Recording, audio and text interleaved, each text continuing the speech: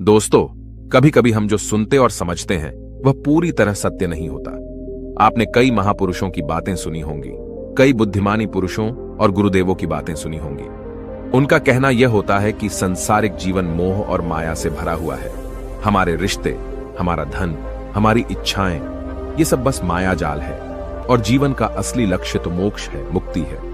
हमें आध्यात्मिक जीवन की ओर बढ़ना चाहिए। जब भी आप उनकी बातें सुनते हैं तो आपके मन में एक प्रश्न उठता है और वह प्रश्न यह है, क्या हमारा संसारिक जीवन जीना व्यर्थ है? क्या हमें केवल आध्यात्मिक जीवन जीना चाहिए? क्या हमें खुद की खोज करनी चाहिए? क्या हमें संसार के सुख का आनंद नहीं लेना चाहिए? जो लोग इस संसारिक जीवन में फंसे हुए हैं, क्या उनका जीवन पूरी तरह से व्यर्थ है? किसी को अपने माता पिता के लिए धन कमाना है तो कोई अपने परिवार को सुखी देखना चाहता है, कोई अपने बच्चों की चिंता में दुखी है तो कोई अपने लिए कुछ करना चाहता है, नाम कमाना चाहता है, कोई अपनी प्रेमिका को खुश रखना चाहता है, कोई अपने प्रेमी को पाना चाहता है, कोई बड़ा आदमी बनना चाहता है तो कोई राज करना चाहता है, कोई साधारण जीवन जीना चाहता है। इसी प्रकार हम सभी के तरह तरह के सपने हैं, तरह तरह के विचार हैं। हम सभी को अपने जीवन में कुछ ना कुछ तो चाहिए ही, परंतु ये सभी बुद्ध पुरुष जब हमारे सामने आते हैं तो हमारे इन सपनों को तोड़ मरोड़ के रख देते हैं। जब कहते हैं कि संसारिक जीवन व्यर्थ है और खुद को जानो, खुद को पहचानो, आध्यात्मिकता की राह पर चलो, तब उस वक्त हमारे मन में, हमारे मस्तिष्क में तरह तरह के विचार उत्पन्न होने लगते हैं। तब हमें यह समझ नहीं आता कि आखिर हम संसारिक जीवन जिए या फिर आध्यात्मिक जीवन। आखिर हम क्या करें? आपके साथ भी कभी न कभी ऐसा तो हुआ ही होगा। क्या आपके भी मन में ऐसे कोई प्रश्न हैं तो आप हमें कमेंट में जरूर बताइएगा।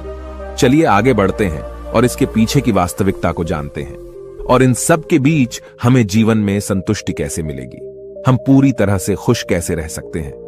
क्या हमें सब कुछ छोड़कर एक बौद्ध भिक्षु की तरह सब कुछ त्याग कर आनंद मिलेगा? हमारे रिश्ते, पैसा कमाने की इच्छाएं, परिवार के साथ संबंध, हमारे दोस्त, क्या यह कुछ मायने नहीं रखते? दोस्तों, वास्तविकता तो यही है कि आप उन बुद्ध पुरुषों की बातों को अच्छी तरह से समझ ही नहीं पा रहे, क्योंकि वो कहना कुछ और चाहते हैं और आप उनकी बातों का मतलब कुछ और ही निकाल रहे हैं। आप उनकी बातों से कुछ और ही समझ रहे हैं। महात्मा बुद्ध खुद ही कहते थे कि उन्हें गरीबी पसंद नहीं है। वे यह कहते थे कि आपको सफलता प्राप्त करने के लिए आर्थिक रूप से सक्षम बनना आवश्यक है। इसका मतलब है कि जब तक आप गरीब हैं और आपके पास आर्थिक साधनों की सामग्री नहीं है, तब तक आप अपने आत्मा की खोज में आगे नहीं बढ़ सकते।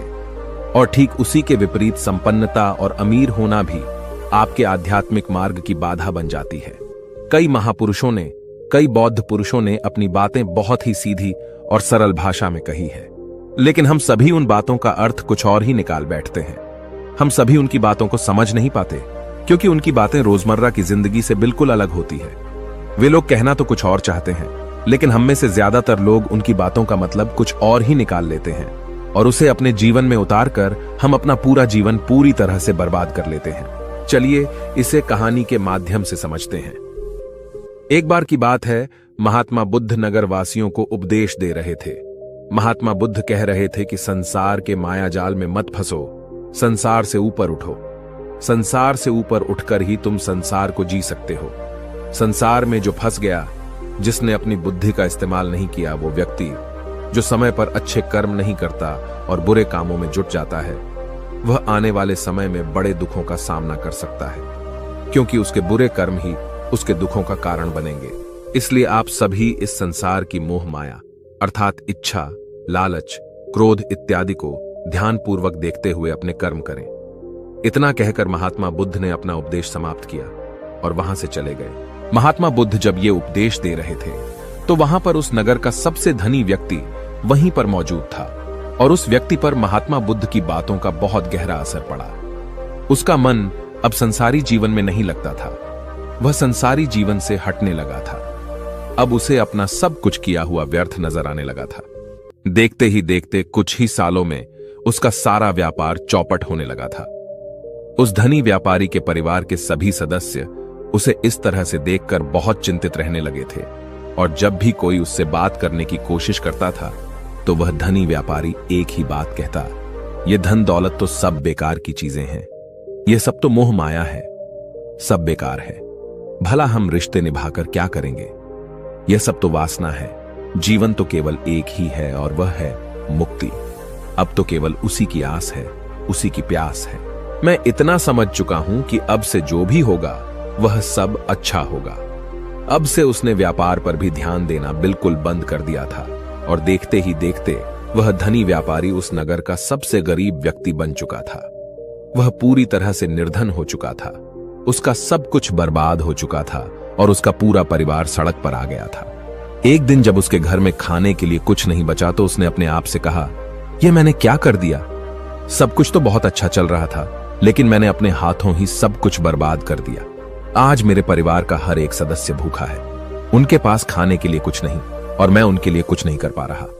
वह यह सब सोच ही रहा था कि तभी उसे याद आया कि उसने महात्मा बुद्ध की बातों में आकर अपना जीवन बर्बाद कर लिया। न तो उसे मुक्ति मिली और न ही धन। वह सोच रहा था, मैं तो कहीं का नहीं रहा। थोड़े थोड़े भोजन के लिए भी आज मुझे रोज मरना पड़ता है। हर रोज मुझे मेहनत करनी पड़ती है, तब जाकर मेरे परिवार को 2 वक्त की रोटी मिल पाती है। अपने परिवार की इस तरह से बुरी हालत देखकर उससे रहा नहीं गया। वह बहुत चिंतित रहने लगा था। वह बहुत परेशान हो चुका था। एक दिन वह अपने घर से भाग गया। रास्ते में जब वह आगे बढ़ रहा था तब उसके मन में ख्याल आया कि वह कहां जाएगा, किससे मदद मांगेगा, आखिर अब उसका साथ कौन देगा। तभी उसे याद आया कि उसे महात्मा बुद्ध के पास ही जाना चाहिए, क्योंकि बुद्ध के कारण ही आज उसकी यह हालत है। उसके हालात के जिम्मेदार तो वही है। मैं तो सीधा सीधा अपने मार्ग पर जा रहा था, लगातार अपने व्यापार में उन्नति कर रहा था। लेकिन जब से मैंने उनकी बातें सुनी तब से मेरा मन विचलित हो गया।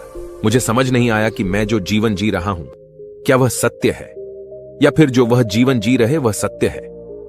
उनकी चिकनी चुपड़ी बातों में आकर मैंने अपना सब कुछ बर्बाद कर दिया।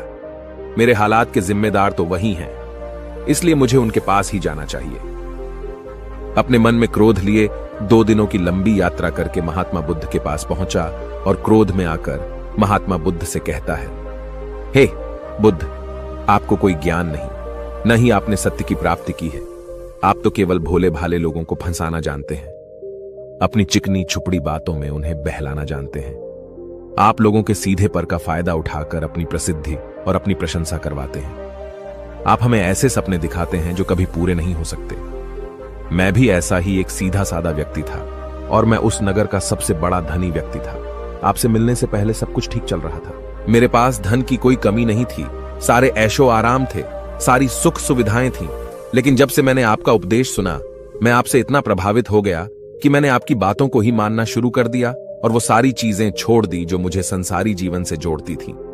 अर्थात संसार की सारी मोहमाया मैंने त्याग दी और आज देखिए आपकी वजह से मेरा पूरा परिवार भिखारी बन चुका है।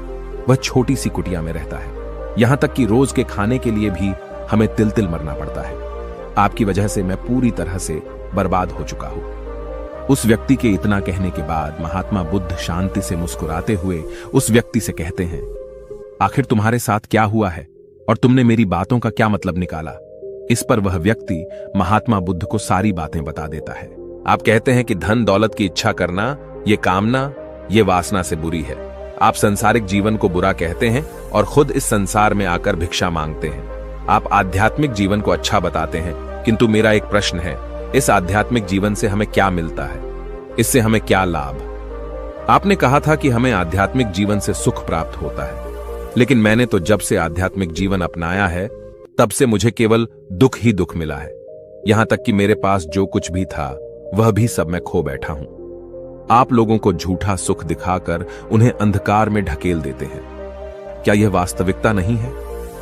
इस पर महात्मा बुद्ध मुस्कुराते हुए उस व्यक्ति से कहते हैं, बेटा, तुम बहुत दूर से आए हो, अभी तुम विश्राम कर। रात को आकर मैं तुम्हें तुम्हारे सभी प्रश्नों का जवाब दे दूंगा। पहले तो उस व्यक्ति ने इनकार किया, लेकिन महात्मा बुद्ध के आग्रह पर वह व्यक्ति महात्मा बुद्ध की बात मान गया और आश्रम में जाकर विश्राम करने लगा। रात्रि के बाद महात्मा बुद्ध उस व्यक्ति के पास आए और कहा, बेटा, मैंने एक व्यक्ति की बात सुनी।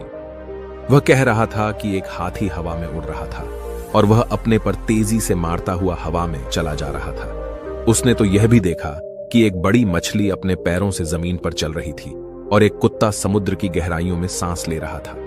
इतना कहकर महात्मा बुद्ध शांत हो गए। वो व्यक्ति महात्मा बुद्ध की सारी बातें सुनकर महात्मा बुद्ध से कहता है, हे तथागत, उसके आगे क्या हुआ? आखिर आप चुप क्यों हो गए? तभी महात्मा बुद्ध उस व्यक्ति को समझाते हुए कहते हैं, बेटा, क्या तुम्हें लगता है कि ऐसा वास्तव में हो सकता है?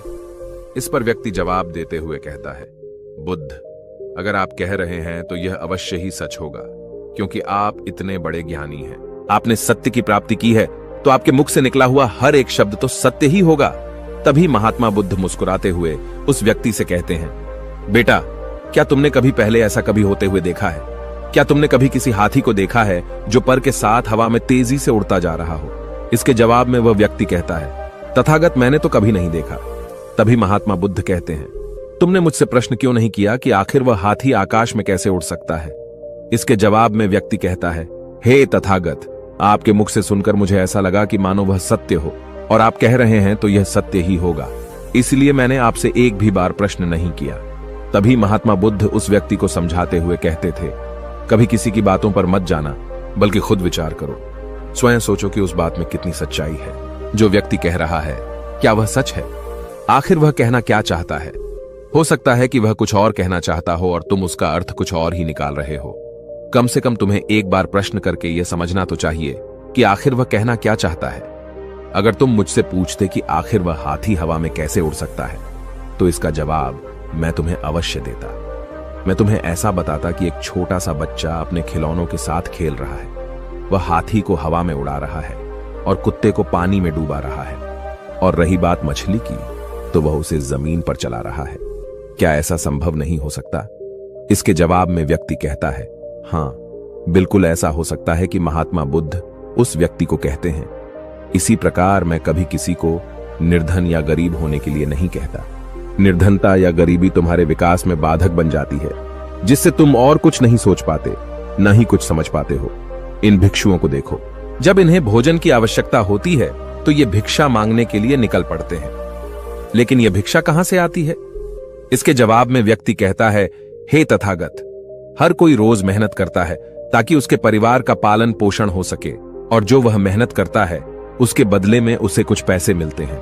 उन पैसों से भोजन खरीदता है, और वही भोजन वह आपको भी सौंपता है, और वहीं से भिक्षा आती है।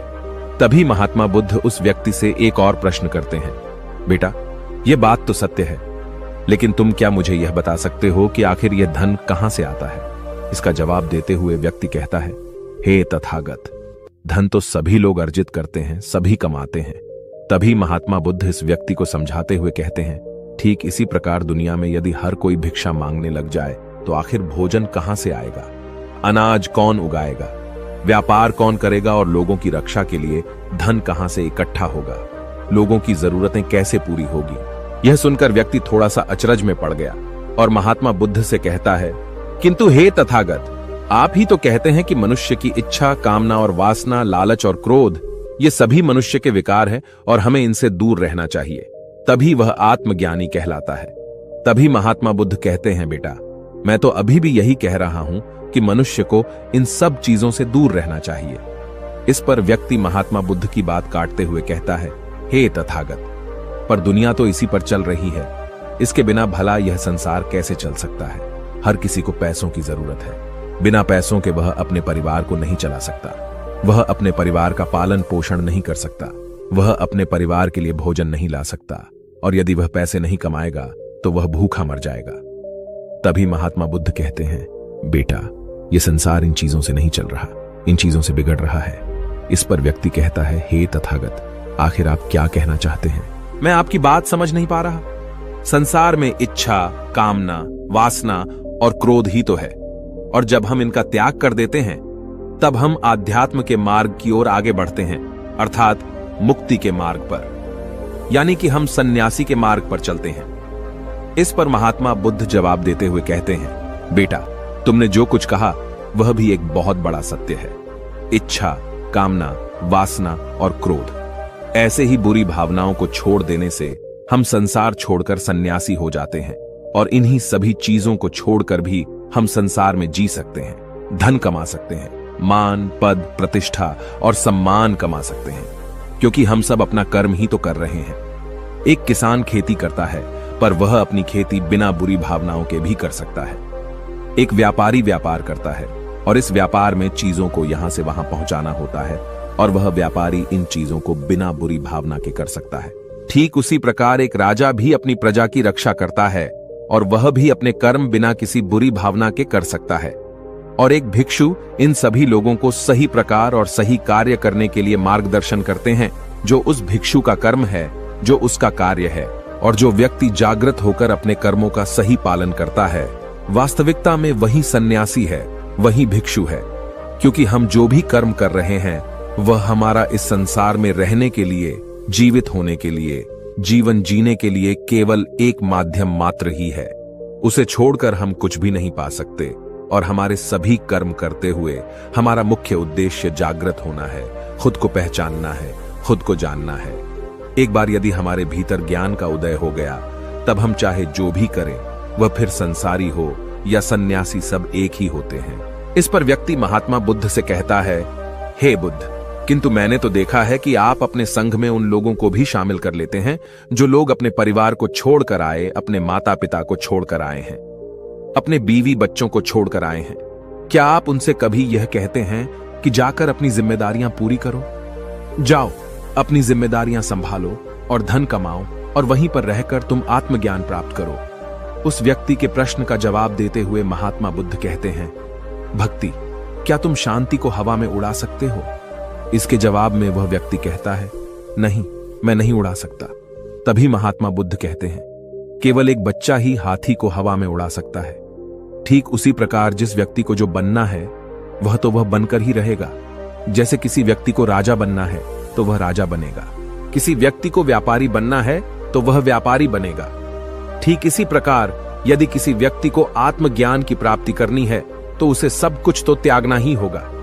आगे महात्मा बुद्ध उस व्यक्ति से कहते हैं, बेटा, क्या तुम सब कुछ छोड़कर आत्मज्ञान के मार्ग पर आगे बढ़ते, या फिर तुम यह सोच रहे थे कि इस रास्ते पर चलकर जीवन आसान हो जाएगा, जो होगा सब अच्छा होगा, सब कुछ अपने आप ही मिलने लगेगा, मुझे तो कुछ करने की आवश्यकता ही नहीं पड़ेगी, सारे दुख दर्द सब कुछ समाप्त हो जाएगा और जीवन में चमत्कार होने लगेगा और अंत में मुक्ति भी मिल जाएगी। महात्मा बुद्ध की यह बात सुनकर उस व्यक्ति को अपनी गलती का एहसास हो गया। पदोन्नति महात्मा बुद्ध के चरणों में गिर पड़ा और कहने लगा, हे तथागत, आप सत्य कहते हैं। मैंने तो कुछ ऐसा ही सोचा था, क्योंकि मेरा व्यापार सही नहीं चल रहा था तो मुझे लगा कि सब कुछ छोड़कर सब मिल जाएगा, मुझे कुछ करने की आवश्यकता ही नहीं पड़ेगी और मेरे सारे दुख दर्द हमेशा हमेशा के लिए खत्म हो जाएंगे और मैं आत्मज्ञान भी प्राप्त कर पाऊंगा। तभी महात्मा बुद्ध उस व्यक्ति से कहते हैं, बेटा, भिक्षु हो जाना कोई आसान बात नहीं है, इसके लिए सब कुछ त्यागना पड़ता है। एक एक चीज जिसे तुम बहुत प्रेम करते हो, वह सारी चीजें तुमसे एक एक करके दूर हो जाती हैं। तो क्या तुम भिक्षु बनने के लिए तैयार हो? क्या तुम सब कुछ छोड़कर आध्यात्म के मार्ग में आगे बढ़ना चाहते हो? इसके जवाब में व्यक्ति कहता है, हे तथागत, मुझे मेरी गलती का एहसास हो चुका है, मुझे भिक्षु नहीं बनना, मैं तो व्यापारी ही ठीक हूं, मैं तो अपने संसारी जीवन में ही ठीक हूं। परंतु अब भी मेरे मन में एक प्रश्न शेष बचा है, अगर आपकी आज्ञा हो तो वह प्रश्न भी मैं आपसे पूछना चाहूंगा। तभी महात्मा बुद्ध उसे आज्ञा देते हैं। इस पर व्यक्ति कहता है, हे तथागत, आप ही तो कहते हैं कि धन नहीं कमाना चाहिए, पद, प्रतिष्ठा, अहंकार हमें दुख की ओर ले जाते हैं और संसार में यही तो है और क्या है। यदि हमें संसारी जीवन जीना है तो हमें यह सब तो करना ही पड़ेगा। तभी महात्मा बुद्ध मुस्कुराते हुए उस व्यक्ति से कहते हैं, क्या तुम्हें भूख लगी है? इस पर व्यक्ति कहता है, हां तथागत, मुझे बहुत भूख लगी है। तभी महात्मा बुद्ध उस व्यक्ति को भोजन करवाते हैं। उसे भरपेट भोजन खिलाने के बाद महात्मा बुद्ध उस व्यक्ति से कहते हैं, लो और खाओ, ये सब तुम्हारे लिए ही है। इसके जवाब में वह व्यक्ति कहता है, तथागत, मैं पहले ही बहुत ज्यादा खा चुका हूं, अब मुझसे और नहीं खाया जाएगा, मेरे पेट में अब थोड़ी भी जगह नहीं रह गई है। यदि मैंने और अधिक खाया तो मेरा पेट दर्द करने लग जाएगा और फिर मुझे तरह तरह की परेशानियां होने लगेंगी, मैं परेशान हो जाऊंगा। तभी महात्मा बुद्ध मुस्कुराते हुए उस व्यक्ति से कहते हैं, बेटा, मैं भी तो तुम्हें यही समझाने का प्रयास कर रहा हूं कि जितनी जरूरत है उतना ही खाओ, उतना ही धन कमा जितने की तुम्हें आवश्यकता है, क्योंकि हर चीज जब हद से ज्यादा हो जाती है तो वह नुकसान जरूर पहुंचाती है। फिर वह चाहे धन हो, चाहे इच्छा, चाहे लालच या फिर कामना या वासना। सब कुछ हद से ज्यादा आपको नुकसान ही पहुंचाएगा और यह सब आपको केवल दुख ही देंगे। इसलिए इन्हें नियंत्रण में रखना चाहिए। जितने की हमें आवश्यकता है उतना ही हमें चाहिए, और जब आप इसे नियंत्रण में रखते हैं तो यह कभी आपको दुख नहीं दे पाएगा। आप हमेशा सुखी रहोगे। आ गई। महात्मा बुद्ध उस व्यक्ति से कहते हैं, भर दे। धन कमाना आवश्यक है, क्योंकि धन की कमी नहीं होनी चाहिए, भोजन की कमी नहीं होनी चाहिए, किसी भी कार्य को करने के लिए मन में इच्छा की कमी नहीं होनी चाहिए। लेकिन उसी के साथ में यह भी ध्यान रखना है कि इच्छा अत्यधिक भी नहीं होनी चाहिए। और मैं तुम्हें यही समझाने का प्रयास कर रहा हूं, मैं तुम्हें यही ज्ञान देने का प्रयास कर रहा हूं कि मध्य में रहो, न कम न ज्यादा। इसलिए जाओ और धन कमा व्यापार करो। अपने कर्म से न केवल अपना बल्कि दूसरों का भला भी करो। जब तुम अपने किए के सांसारिक कार्यों से लोगों का भला करते हो, तब तुम में और किसी सन्यासी अर्थात किसी भिक्षु में कोई अंतर नहीं रह जाता। बस सभी के मार्ग अलग होते हैं, लेकिन मंजिल एक ही होती है और तुम कभी मार्ग से भटक न जाओ। इसलिए ऐसे लोगों की संगत में रहना जो तुम्हें आत्मज्ञान के सीधे मार्ग पर ले चले, जो सांसारिक जीवन से हटकर नए जीवन में प्रवेश करवाएं, क्योंकि वे लोग बुराइयों से लड़ने में तुम्हारी मदद करेंगे। तुम्हें ताकत मिलेगी और तुम लगातार बिना विचलित हुए आध्यात्म के मार्ग पर लगातार आगे बढ़ते चले जाओगे। इतना कहकर महात्मा बुद्ध शांत हो गए। वह व्यक्ति महात्मा बुद्ध को प्रणाम करके कहता है, हे तथागत, आपकी शिक्षाएं तो बिल्कुल अलग हैं। आप जो कहते हैं उसके पीछे का अर्थ कुछ अलग ही होता है, बहुत सीधा और सरल, लेकिन हम उसे समझ नहीं पाते। आपके पास चमत्कार का आश्वासन नहीं है, पर आपके पास वह मार्ग है जिस मार्ग पर चलकर मैं अवश्य ही अध्यात्म को प्राप्त कर सकता हूं, जिससे मेरा और लोगों का सभी का भला होगा। हे तथागत, यह मेरी ही गलती थी कि मैंने आपकी बातों का गलत मतलब निकाला और एक व्यापारी होकर भी मैंने अपने कर्म को छोड़ दिया और यह सोचने लगा कि अब अपने आप ही सब कुछ होगा, सब कुछ अच्छा ही होगा। लेकिन यह सत्य है कि अपने आप कुछ नहीं होता। जब हम हाथ पैर चलाएंगे, काम करेंगे, कर्म करेंगे, तभी हमें फल मिलेगा। जब हम हाथ पैर मारना छोड़ देते हैं तो नदी का बहाव हमें अपने साथ बहाकर ले चला जाता है और तब हमारे हाथों में कुछ नहीं रह जाता। और यही मेरे साथ भी हुआ है। हे तथागत, आज से मैं आपको वचन देता हूं कि मैं अपना कर्म पूरी ईमानदारी के साथ करूंगा। आपके दिए हुए मार्ग पर मैं पूरी ईमानदारी से चलूंगा। मैं आपको वचन देता हूं कि मैं एक अच्छा व्यापारी और एक अच्छा इंसान बनकर रहूंगा। मैं आत्मज्ञान के मार्ग पर अपने कर्म करते हुए आगे बढ़ता रहूंगा। इतना कहकर वो व्यक्ति महात्मा बुद्ध को प्रणाम करके वहां से लौट गया। दोस्तों, हमारे साथ भी कुछ ऐसा ही होता है। जब हम किसी सिद्ध पुरुष की बातें सुनते हैं तो हमें लगता है कि संसारी जीवन व्यर्थ है और हमने जो कुछ भी आज तक कमाया है, जो कुछ भी आज तक कर्म किए हैं, वो सब व्यर्थ है। दुनियादारी की सारी बातें बेकार हैं। हमें तो आत्मज्ञान के मार्ग पर बढ़ना चाहिए, वही सही राह है। लेकिन हम कभी अपने भीतर नहीं देख पाते कि हमें आत्मज्ञान की कोई जरूरत नहीं है, क्योंकि आज हमारा वक्त बुरा चल रहा है और हमें कोई रास्ता नजर नहीं आ रहा। तब हमें आत्मज्ञान नजर आ रहा है, और जब कल हमारा वक्त अच्छा होगा, हमारे जीवन में सुख होगा, तो आत्मज्ञान कहां पर होगा यह हमें झांक नहीं। इसीलिए जो आत्मज्ञान के मार्ग पर चलते हैं उन्हें सुख और दुख से कोई फर्क नहीं पड़ता, उन्हें अपने व्यवसाय से भी फर्क नहीं पड़ता, उन्हें जीवन की झंझटों से भी फर्क नहीं पड़ता। वह तो बस आत्मज्ञान के इस मार्ग पर खुशी खुशी चलते रहते हैं और अपनी मंजिल तक पहुंच ही जाते हैं। दोस्तों, आज के इस वीडियो से आपने क्या सीखा वह मुझे आप कमेंट में जरूर बताइए। इसी के साथ में उम्मीद है कि आपको आज की वीडियो भी जरूर पसंद आई होगी। इस वीडियो को लाइक और अपने दोस्तों के साथ शेयर जरूर कीजिएगा और साथ ही चैनल को सब्सक्राइब और घंटी बटन को भी दबा दीजिएगा। चलिए फिर मिलते हैं एक और वीडियो में। तब तक के लिए अपना ख्याल रखें। धन्यवाद। नमो बुद्धाय।